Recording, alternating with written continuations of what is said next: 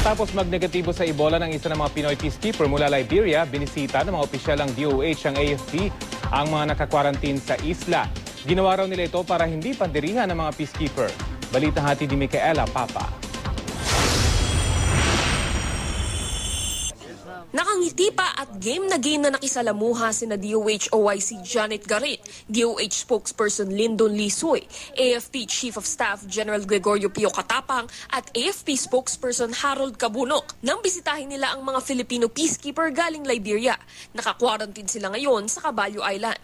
Pakay daw nila, ipakita na hindi dapat pandirihan ang 132 peacekeeper sa isla.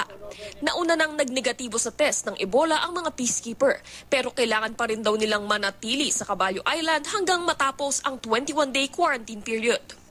Hindi nakakahawa ang Ebola kapag wala pang sintomas ang pasyente, pero kailangan ang maigting na pagbabantay.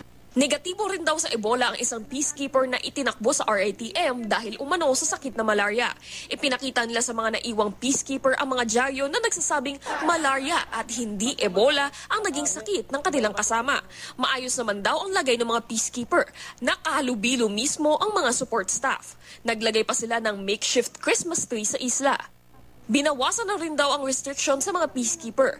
Kung dati ay iniiwan lang ang pagkain para kunin, ngayon pwede na raw itong iabot direkta sa kanila. Pero bilang dagdag pag-iingat, hindi pa rin daw pinapayagan ang pakikipagkamay, kaya sikuhan lang ang batian. Ay moral naman sila kasi nung last time na bumisita kami, may area lang sila na specified. Now, ang highlight ng visit ko is they are allowed to roam around the whole island. Micaela Papa, GMA News.